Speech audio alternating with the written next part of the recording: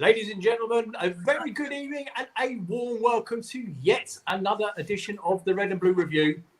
I'm your host this evening. My name is Nick Philpott, as always. And again, this evening, I'm joined by Gel and Ian. Evening, boys. How are we both? Very good, Nick. Evening all. And it is our absolute pleasure, ladies and gentlemen, to welcome back onto the show the wonderful, talented Lucy Usher. Lucy, thank you for joining, darling. How are you? I'm very well. Thank you very much. Nice to be back. It's been a while. Listen, ladies and gentlemen, while people are joining and they don't understand, Lucy is 9 times out of 10 sitting in the background, working her way, doing all the technical stuff that I've taught her to do over the years. It's taken some time, but she's finally got there.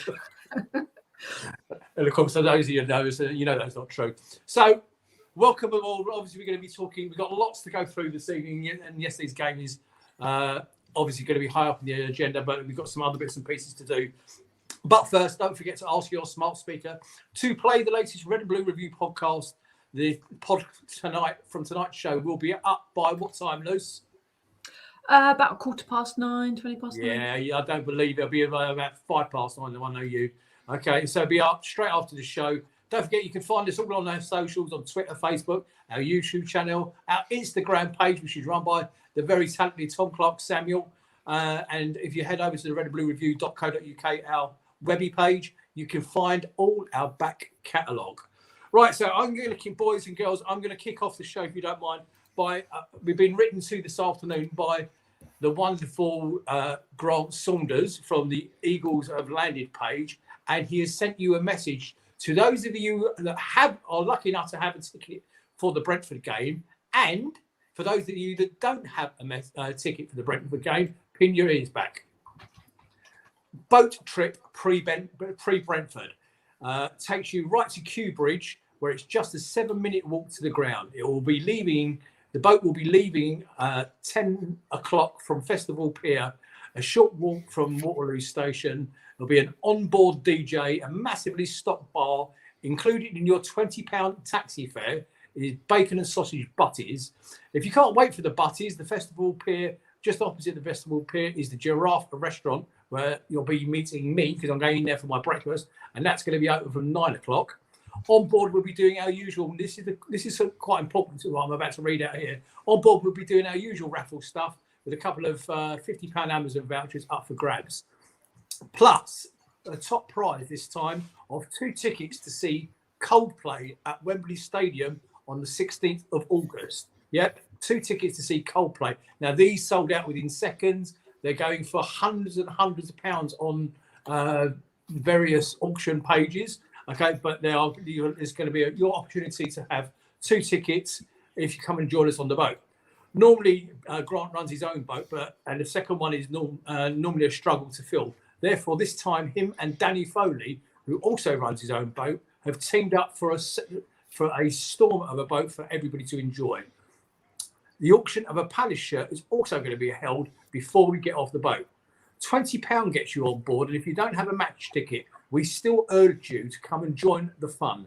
The skipper says he will give you all a free ride back to Festival Pier, where you can carry on your own party with a few more bevies.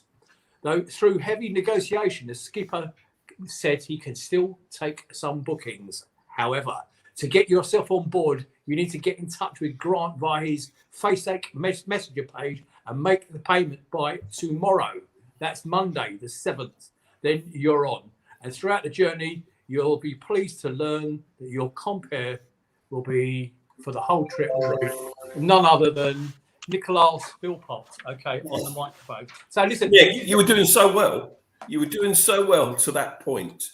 What? When you mentioned that you're the DJ for the old, or the host. I'm not the DJ, I'm the compere. Let's not put people off. Come on. I am going I'll be on board.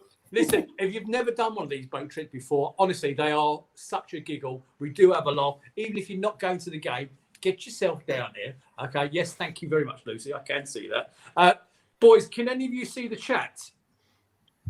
Yeah, just about. Actually, can you just say some hellos, okay, before I carry on? Because obviously I want to get onto a couple of other bits.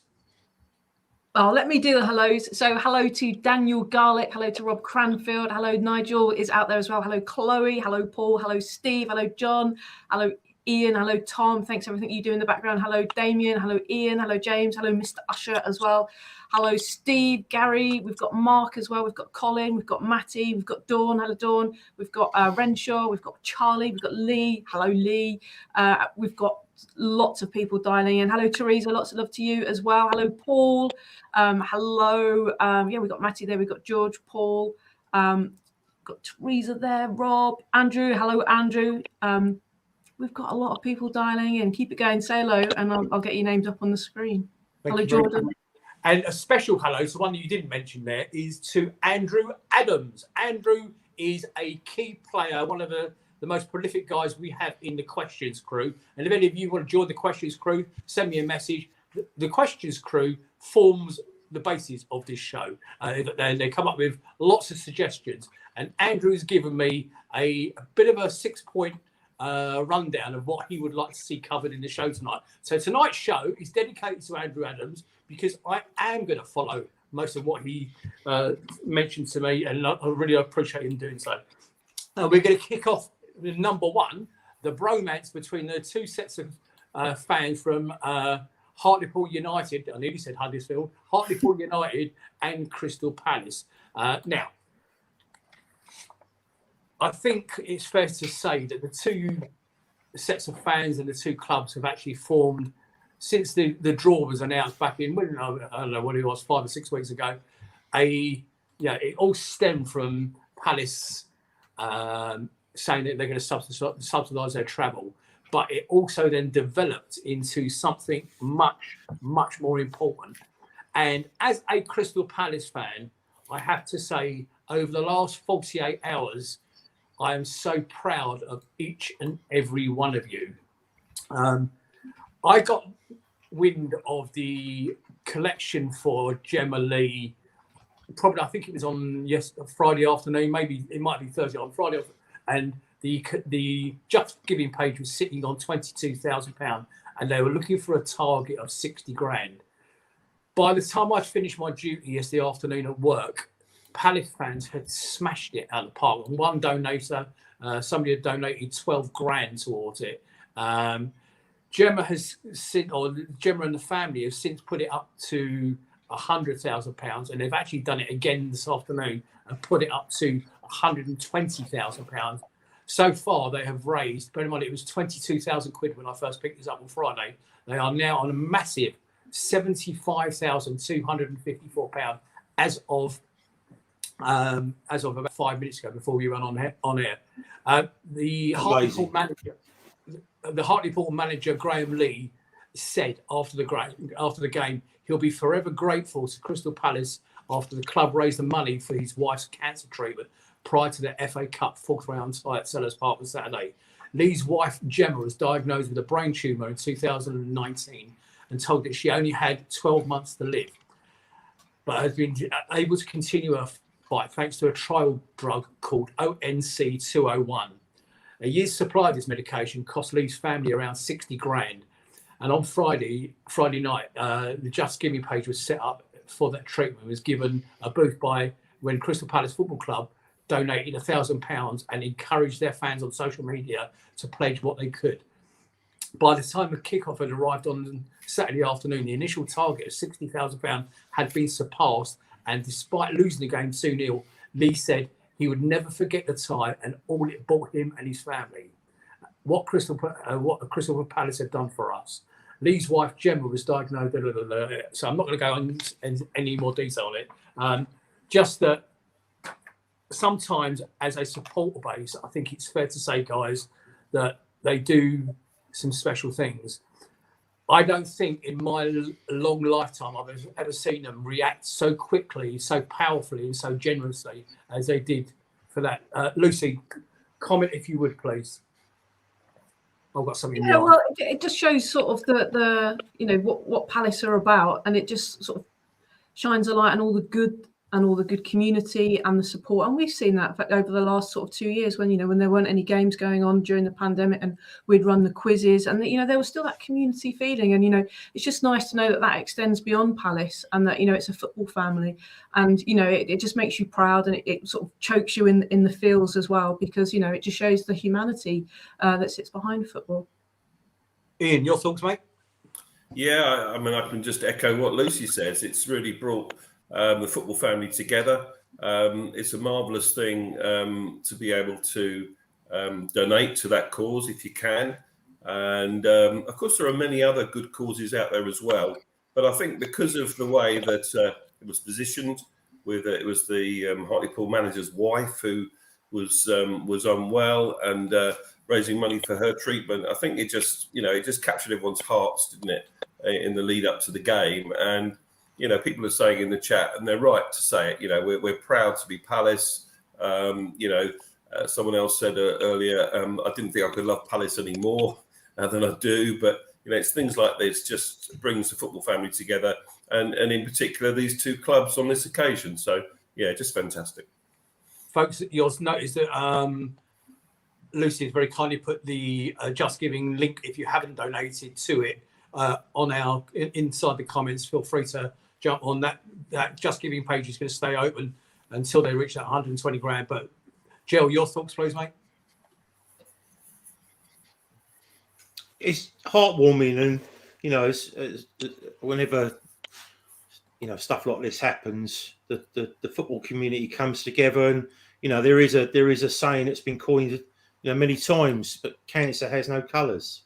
So it's it's heartwarming, and I'm glad it's our club that's got involved in such a big way, and it doesn't matter whether you chucks a pound, a fiver, or in, because lots of fivers, go just bring the total up really, really quickly. So, and the best of luck to Gemma and the family as well, because the stress they must be under is immense. And as we all know, football's a stress in itself. So their managers has got it from all sides. So, but I just I know everyone wishes them well.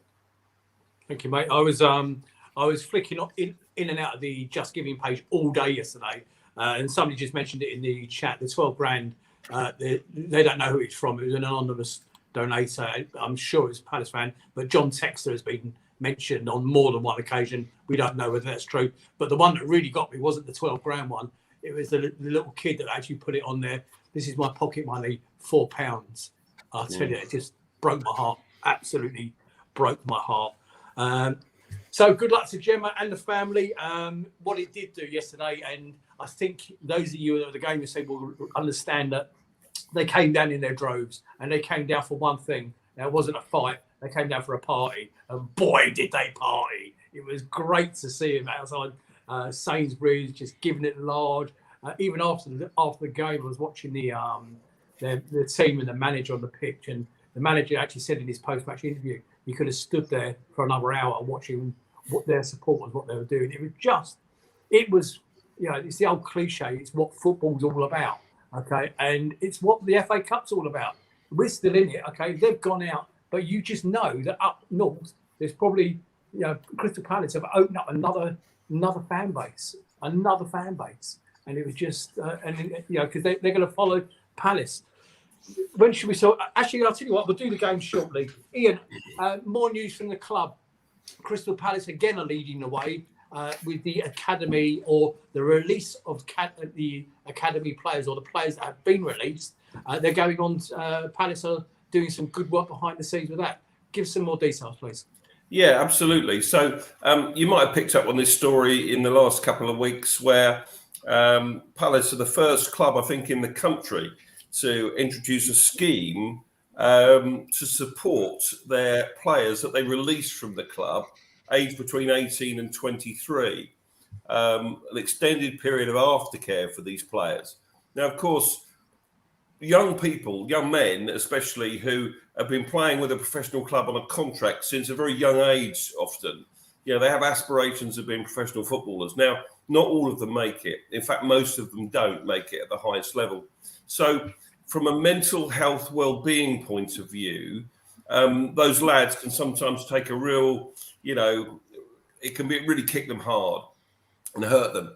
So Palace have introduced this scheme that anyone they do release from the academy, they'll work closely with them. They'll counsel them. They'll stay close to them. They'll help them, find a new club if that's what they want to do, or a career outside of football. And Steve Parish writes about this in yesterday's programme notes. And it's something that I think we should be immensely proud of, that our club are leading the way on this. He said, "We take our duty of care to these departing players extremely seriously and have hired a member of staff specifically to focus on this hugely important group of players." So fantastic. Well done, Steve Parish. Well done, the academy. Well done, Crystal Palace Football Club.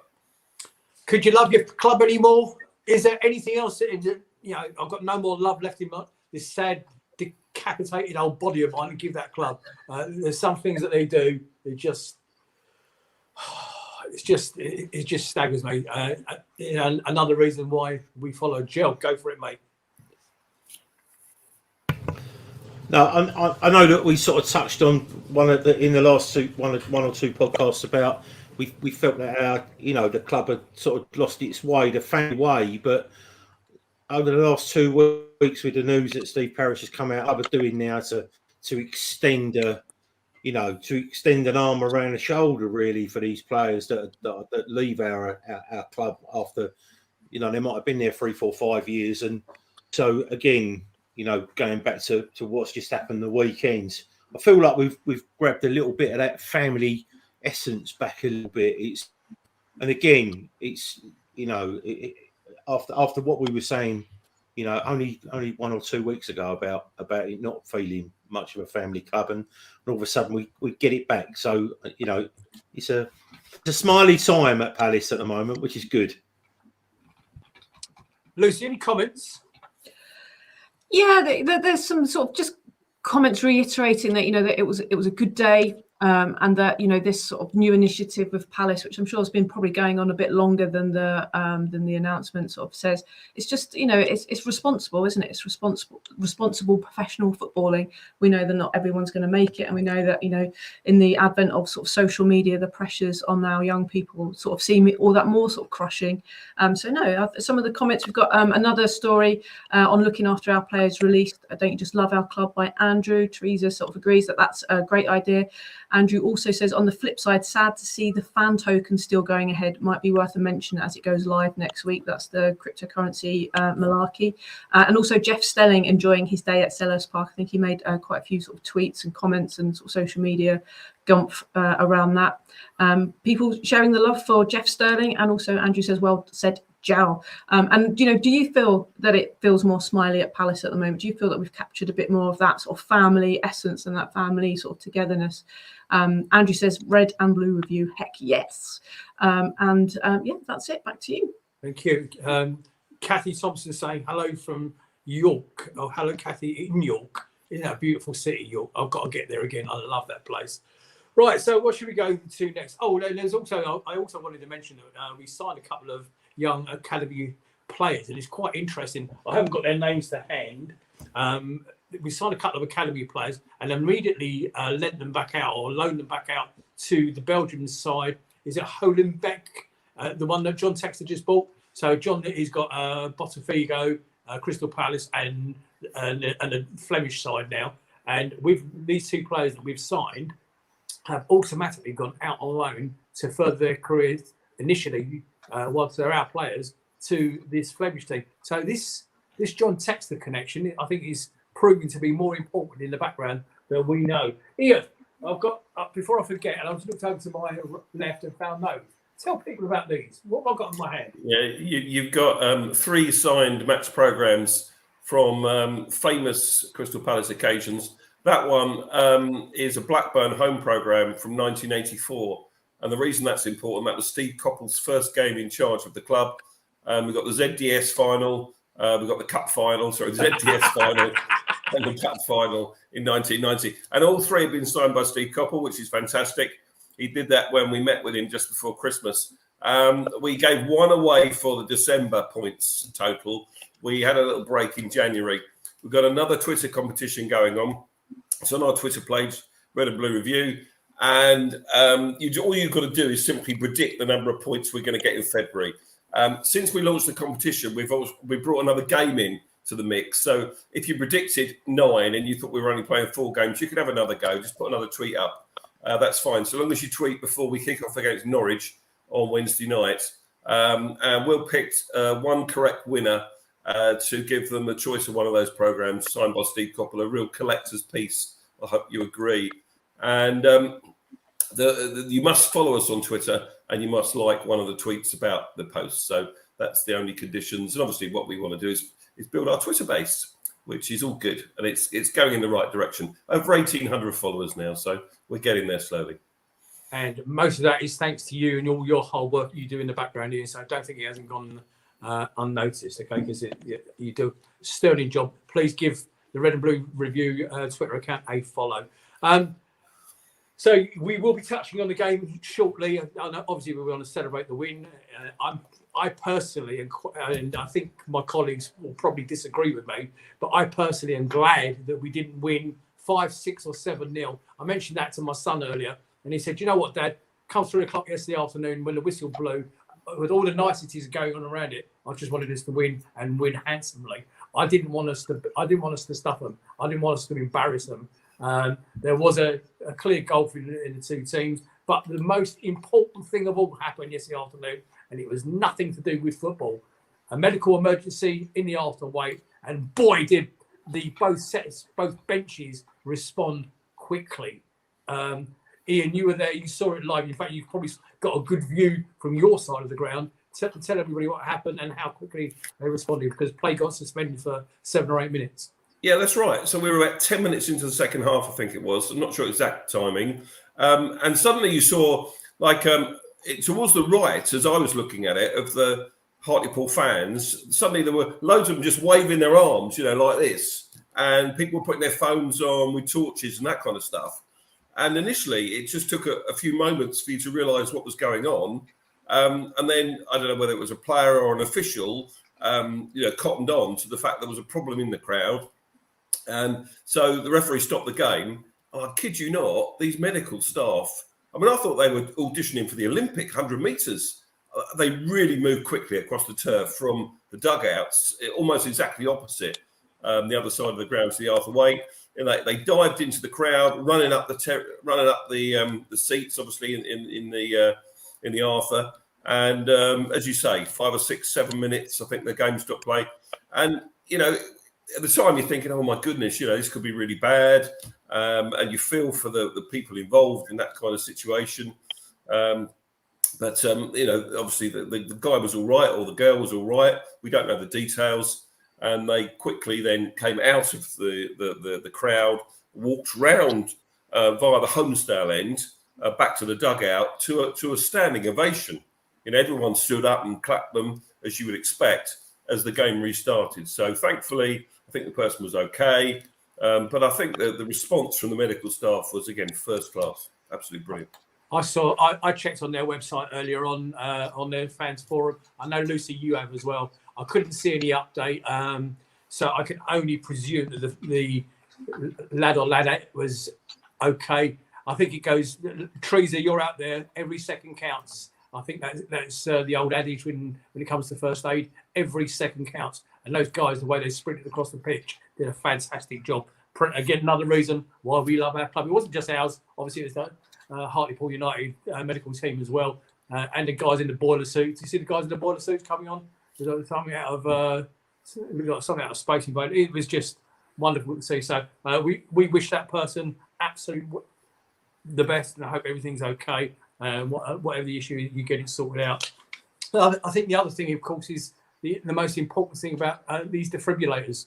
The club have obviously got some. Wouldn't it be great if the Red and Blue Review family could all get together and buy a defibrillator and donate it somewhere in South SE25, somewhere in South London, somewhere in Croydon? Red and Blue Review family. I don't know. Anybody got? Yeah, Jill. Have you got any idea how much these things cost? Teresa, how much are they? As it happens, it's something that's smart, because as you know, myself and one of my mates, we lost a friend in front of us, and we gave him CPR and bring him back, but he'd had an unsurvivable heart attack. But myself and a lot of friends in the Petswood community where we live have raised about £1,200 for one that comes from the British Heart Foundation. So and that's going to be put into the little calf where our friend passed away, and we all know the owner of the place, and he said that he doesn't mind putting it there. I'm pretty sure. I think there's going to be maybe another one or two put in Petswood as well at each side of the railways. I think that the more news and that gets given about the need for these basic instruments that could potentially save a life. It's I mean, you remember we went for a curry after interviewing Steve Coppell, Nick, and I was outside Waitrose, and it surprised the life out of me to see it there. But and then listen, 40 or 12 hours later, I'm trying to save my mate's life. Not that it would have helped me, it wouldn't have, but they will help someone. So maybe I'm sure we've got one at the club. Can't imagine that there is not one at the club as part of a standard medical setup in case a player needed it. So, but yeah, if we could, raise some money and it'd all be, anything's good. If you can do good, it's good. Right, okay. Indulge me, because there's somebody that's just joined us literally in the last few seconds, and there he is, Simon Philpott, my brother. Okay, Asda 2 years ago, or 18 months ago, outside Asda, he went down like a sack of shit. 2 police officers got out of the car, worked on him. One of them ran inside Asda, pulled out the defibrillator, and saved my brother's life. And he's just joined us literally in the last few seconds. Evening, Si. I love you, mate, and I'm glad you're still with us. Okay, that is the importance. Okay, and that's an absolutely true story. And it was recent to my family. If any of you can think of a worthwhile place where we can get one of these fitted, I would be happy to donate. I'm sure many of you out there would be happy to donate. In fact, I will pledge that if it's 1,200 quid, I'll put in the first 100 quid. If anybody can actually say, so that's me saying committing live on there, I'll put in the first 100 quid. Anybody else, if anybody wants to join us, or you can, better still, you can suggest where we can put one of these. Therese is actually saying in the chat, the survival rate of an out-of-hospital cardiac arrest without a defibrillator is between 7 and 8%. I bet it's massively increased with a defibrillator. Let's place a defibrillator on behalf of Red and Blue Review somewhere in Southeast London, guys. Okay, right. Should we do some football? We've done lots of stuff. Evening, Muck Tucker. I just said I can see you saying you're sorry for being late. You were listening to the Boreham Wood game. Colin Chart is saying good evening from the South Coast. Good evening, mate. So are they still? Oh, Bournemouth are out the FA Cup. Have they lost? What a weekend of football! What a weekend of football! Oh my God! Right, the lineup. Shall we do a lineup?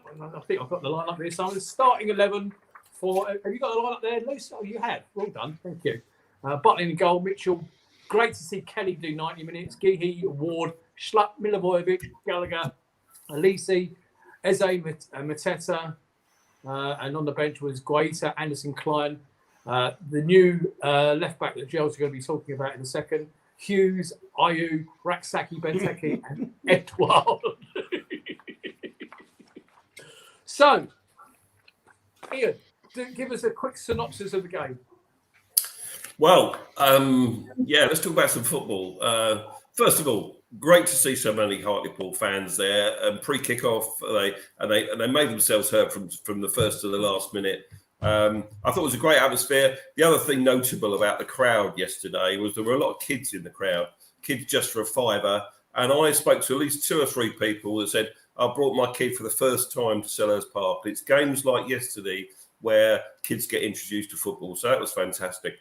So I hope that we can repeat that pricing and that strategy for the 5th round tie, which we'll come to later.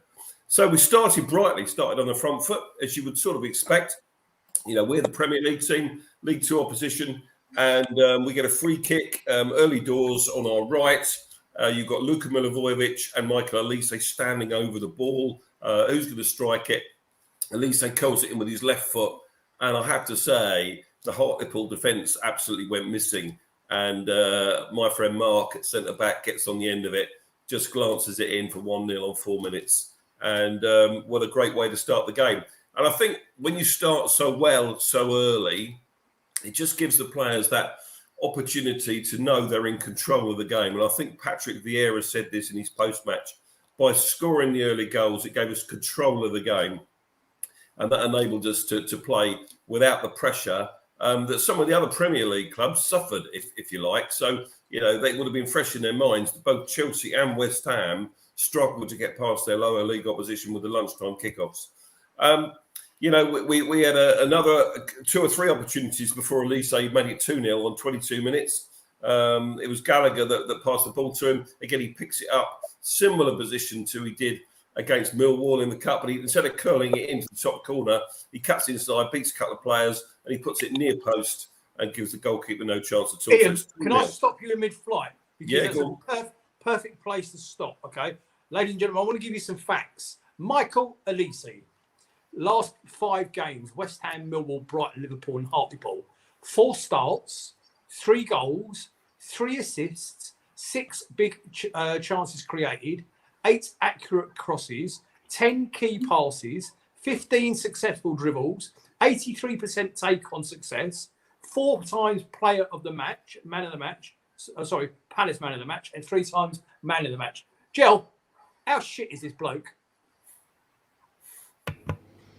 Oh, we'll soon see, because Ghanaian will be back. He'll be back on the bench, 100%. You watch. Go on, you wanted to say something. I'm Carry on. telling you now, he'll do it. But I mean, That was it. I'll just, but Michael Elise. Sorry, Michael Elise for me. I said it a months ago, and I got cane for it because people said he needed time.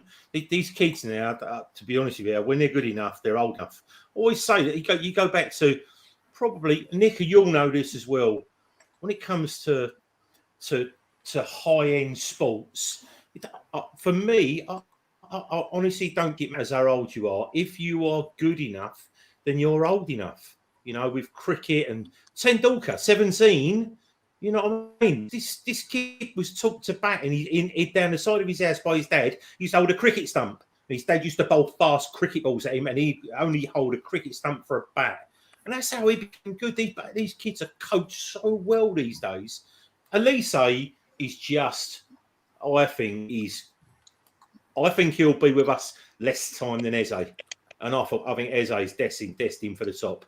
I'm telling you now, he's unbelievable. But I'm so pleased that he's right, because the stats that came with him heaps a load of pressure on him. But as we see, the greatest thing for me is if we can have Wilf out left, and Michael Elise out right. It doesn't matter what happens. They can't put 4 to 6 players on 2 of our players. Wilf's had 3 players on him for the last 2 or 3 years, and it gets to him. Now, I mean, who do they mark? Do they put 2 on Eze? Do they put 2 on Gallagher, 2 on Wilf? You know what I mean? We should have 3 or 4 players that are just standing there with no one around them. It's only going to be fantastic for us. I really, like I said, for me, he is a baller, and he is only going to get better. He glides the way he passes the ball, the way he flicks it. He's so old school for me, the way that he runs his foot around the ball. Oh, I love him. He just, for me, he's fantastic. Right. I think Nick, he gets Gill's vote of confidence. I think that's fair. Do you think he likes him? Do you reckon he likes him? I've got that feeling as well. I've got Lucy, I'm going to ask you the same question in a second, actually, but I've got this image that I can't shake out of my head, and it's Greg Ellis in the bath, and it's doing my head in. I can't. Lucy, tell me about Michael Elise, what you think of him, what you've seen of him. Well, he's just sublime, isn't he? And the thing is, he's clearly thriving under Vieira, who's allowing him that freedom to run forwards and to allow him the space to have flair.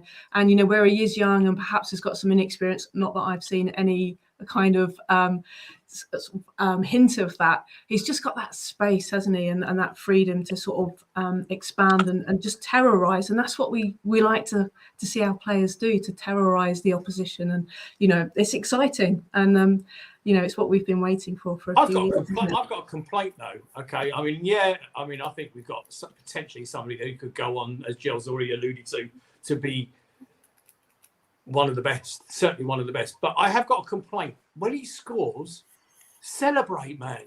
So, what is that? I can't get my head around. Do you know what? I like the fact that he's so nonchalant. I think the goal against Millwall, it was the equaliser, got us back in the game, and everyone else was jumping on him, and he couldn't wait. He just brushing them off. Come on, let's just get back and get on with it. 2-0 yesterday. I think he realised he scored against a League Two side.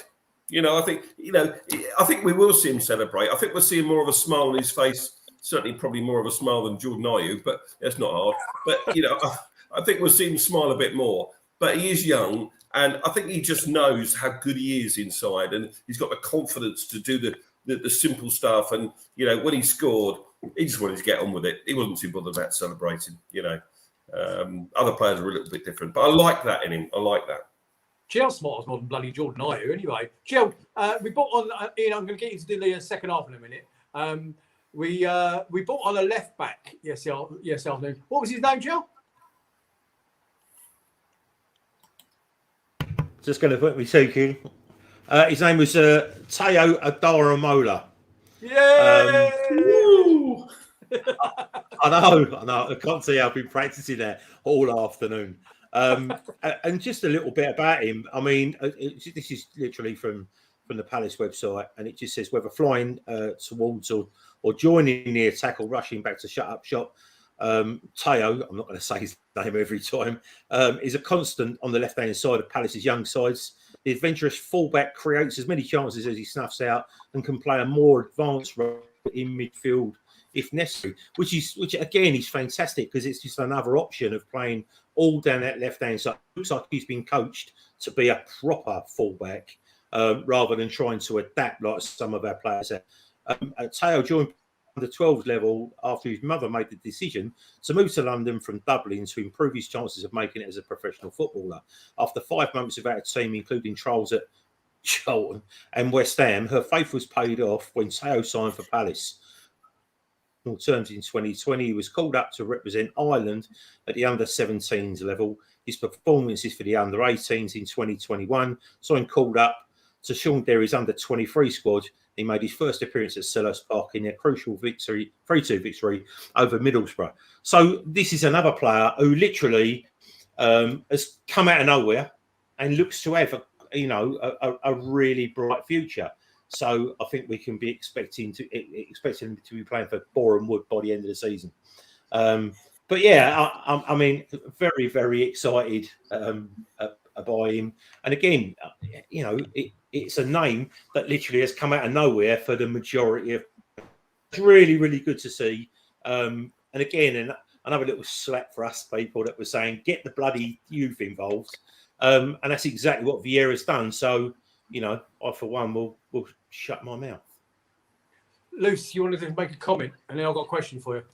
Yeah, there's a great bit of trivia from Paul Bristow. So Palace trivia from yesterday: 1,096 different players have now played in first-team competitive games for Palace since 1905.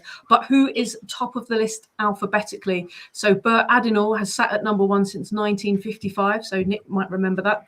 But now it is Teo Adaramola. Cracking stat, and thanks for repeating that, Paul. I had noted it. Paul, that is outstanding, mate. The knowledge of the Palace family never ceases to amaze me. I want, Lucy, you haven't been on for a while, okay? You certainly haven't been on since we appointed Patrick Vieira. And Ian, I haven't forgotten it. We've got the second half to leave, mate. Carry on. I want to make use of Lucy while we got her. You haven't. I've never asked you about Patrick Vieira publicly. How do you think this appointment is going?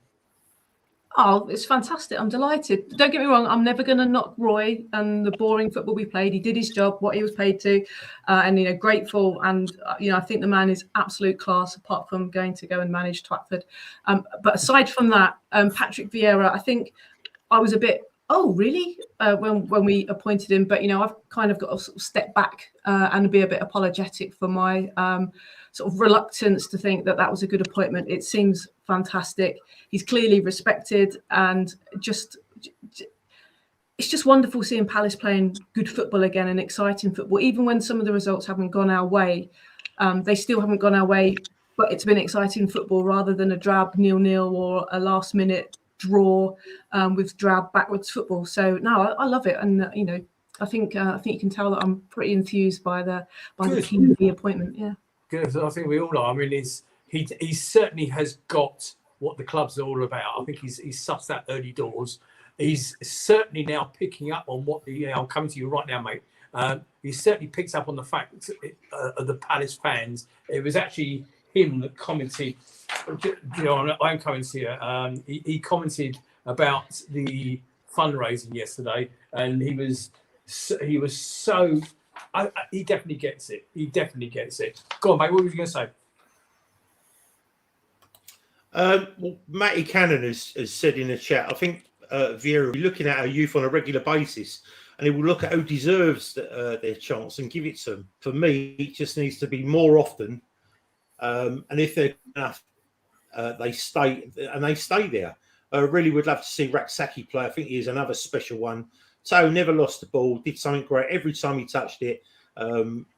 Every touch the ball, super confident too. And I think if I remember rightly, didn't he nearly score with his? Well, he had a chance with his first touch. Yeah, in front of goal. Literally, he got involved in an attack immediately. So, yeah. Sorry, mate. But anyway, talking about the second half, are we going there, Nick? Oh, I love your segue, boy. You want me to talk about the second half? Yeah, good. Go for it. Yeah, good. Before I do that, who's last alphabetically? Teresa said, is it Zaha?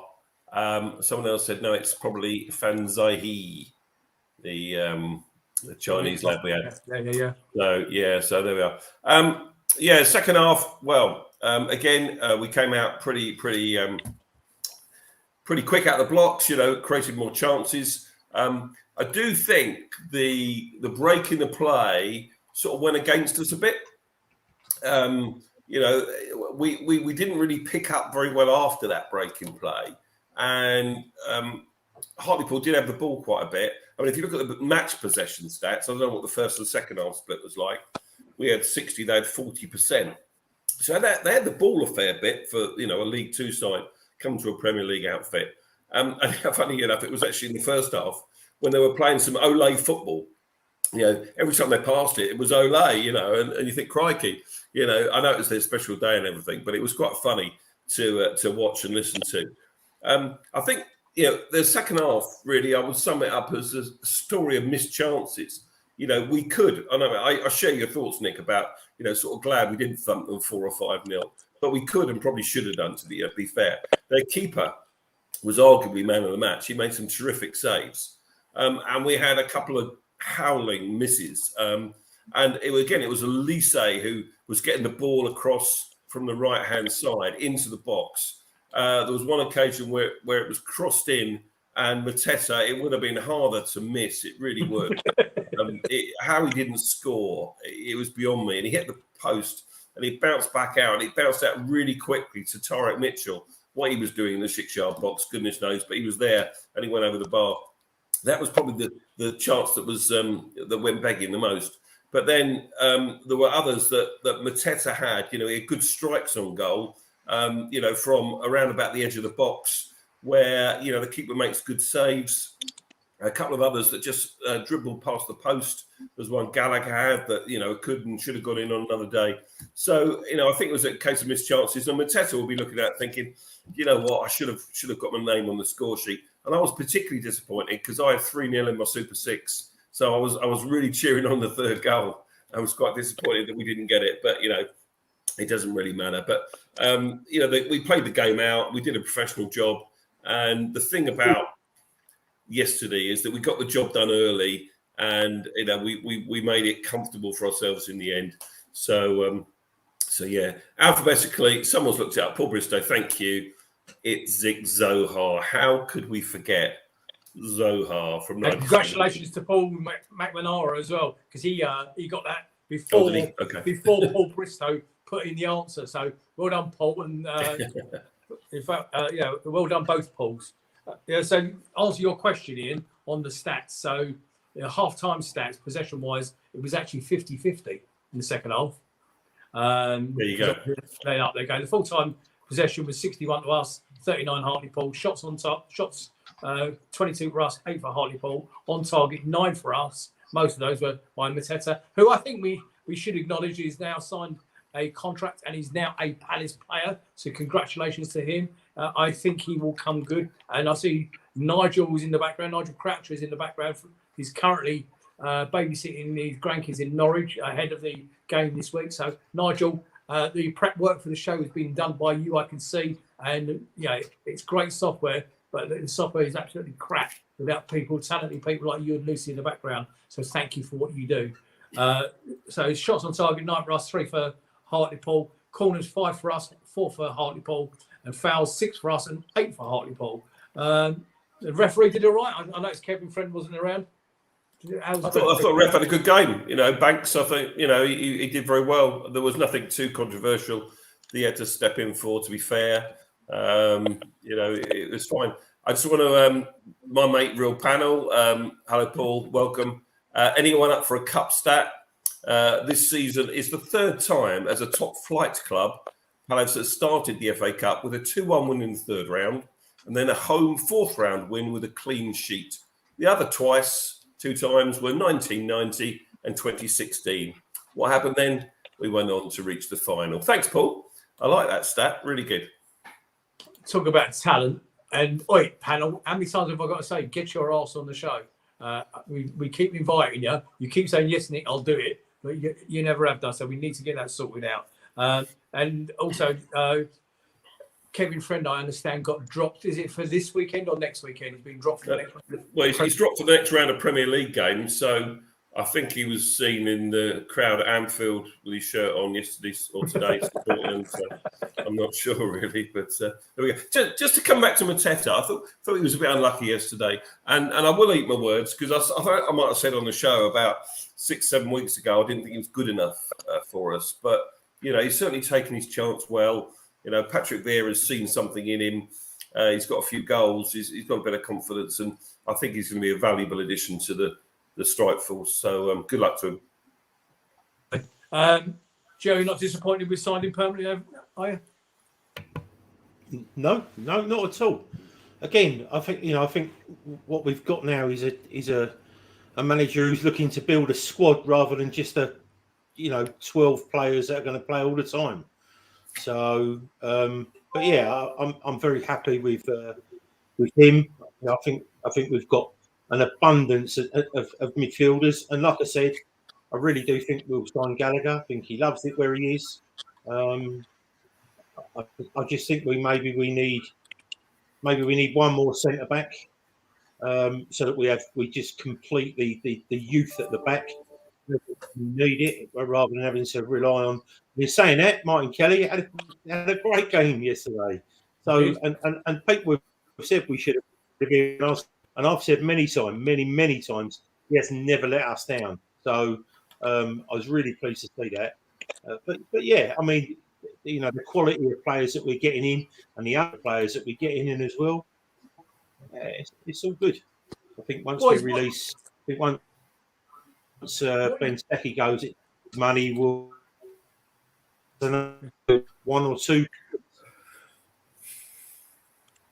Sorry, Joe, you just dropped out there for a second, mate. Ian, I'm going to ask you or Lucy, what was the last year we got to the cup final? 2016. Do you know who you played in that run up to the cup final? It says it in the chat. Yeah, we did play Stoke. I think Stoke? I think it was the 4th round at home. We beat Stoke. And so we have them in the 5th round and then on to the quarterfinals. Let's talk about that, Nick, if we can. I think, the 5th round draw today, I think there must have been they must have heated some of the balls of the big clubs and the other ones were cold. So make sure that Liverpool didn't play Chelsea or Tottenham didn't play West Ham. They did keep everyone apart. And of course, I'm joking, but it's a great draw for us. You know, all we could have asked for was a home draw against a non-Premier League side, I think, in the FA Cup. So we got the draw we wanted. Stoke City visit on the week of the 28th of February, probably the 2nd of March is the game, the Wednesday, but it could be the Tuesday. And as I said earlier, I just hope that they keep the pricing the same as they did for the 4th round, because I can't see Stoke bringing more than 3,000 or 4,000. It's not like Hartlepool, who, you know, weekend, you know, day trip to London. Stoke have done it before in recent memory. But, you know, let's hope we can get through the 5th round home to Stoke, and then we're in the last 8, and then anything can happen. You're one game away from Wembley. And I certainly had my bet on Saturday morning for Palace to win the FA Cup. I hope you all got on it, because the odds have dropped, obviously, since. So it's a great competition, and I've been to both finals so far, and I'd love a third crack at it. I really would. And who won't we be playing in the final? We won't be playing Man United, of course. Let's all laugh at Man United. We're all enjoying that on Friday night, weren't we? You know, shootout, brilliant. Lucy, the chat, please. Yeah, so this has got a lot of discussion. Greg Ellis is reassured that that there'll be VAR at least, so that's handy. So lots of comments about Clattenburg, and also Andrew saying, Nigel Crouch, you see the video of that Leicester fan attacking the Forest player? That happened, that was earlier today, wasn't it? Outrageous. Also, just quite a few comments about Kevin Friend. No friend of ours, but yeah, there's plenty of excitement about the cup at the moment, which is fantastic. So with the cup going up, we've got our next, according to Andrew Adams, who's literally producing the show in the background. Thank you, mate. He says he's point number 5.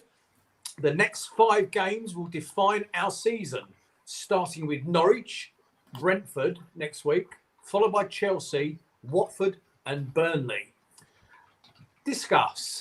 Is he right, Ian? Yeah, I think he is. I think I don't have to find the season, but it is a big month. And in those 5 games, we play all 4 bottom sides, home and away. And, you know, they're games that are winnable, you know, really winnable. And so you'll be looking at those. Norwich, of course, are showing a bit of form at the moment. So it's not going to be easy going to Carrow Road on Wednesday night. And similarly, we know that Brentford can be a tough nut to crack at their new stadium. But both of those games, we should be targeting wins.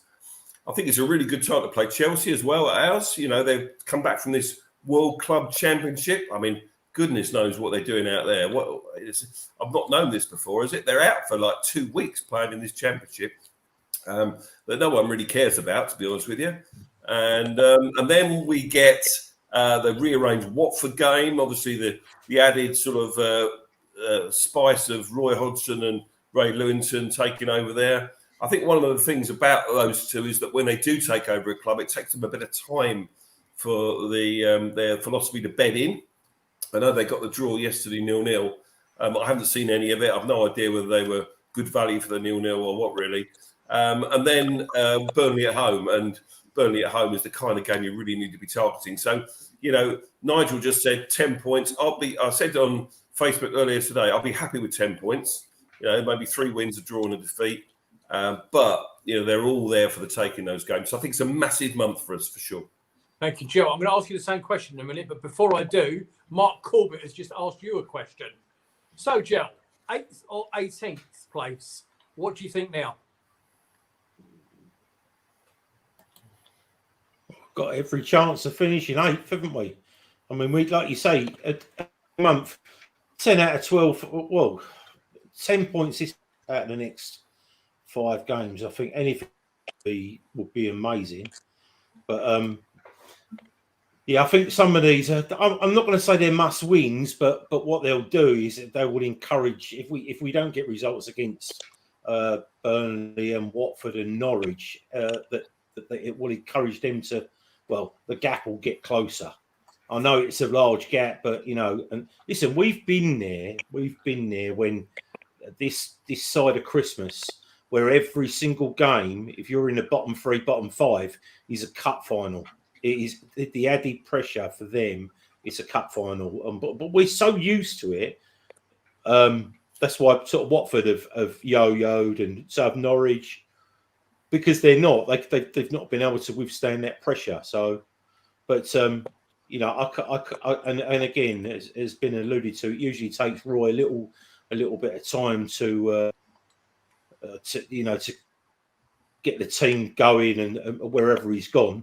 But what he also does, he has a very uncanny of putting the noses out of joint of certain players that are favourites with fans that might just get in because on that basis, and he's scared to sort of, you know, I mean, he did it with Chaz, you know, he did it with Jet. I'm sure he did it with Jedinak. He definitely did it with Punchin. He's not scared of dropping big names to get the results that he needs, and I think that definitely will take time to get that going. So again, it's a promising month for us, and I'd like to see us, you know, sitting in around 10th place by the end of this month. I think it'll be good. So yeah, there's a chance that we could go for that 8th, but I did say 8th or 18th, and I'm still going to stick by that. But the only caveat I will say is if we can get close to 8th, then we're close to 6th, which means that we can't bottle it like we have done in previous times when we've really had that chance. I don't think Vieira, like, you know, the cuts never meant anything to Roy. He looked only too pleased to go out of them to concentrate on the league. So I think the squad that he's building is definitely different for Vieira, and I think be on all fronts to maximise our potential as a club. Thank you, mate. I just noticed while you were talking, our friends from PalaceEagles.com are in the chat.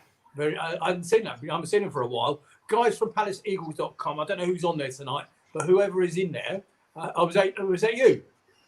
Because none of you know who they are. They run a great little Palace app and everything else. But today they tweeted something, and I think our account retweeted it as well. They've produced these just small square sofa cushions. The small square sofa cushions are white with the red and blue stripe around it, okay, and a very clever little design around the top of the cushion. It looks like a collar of a shirt.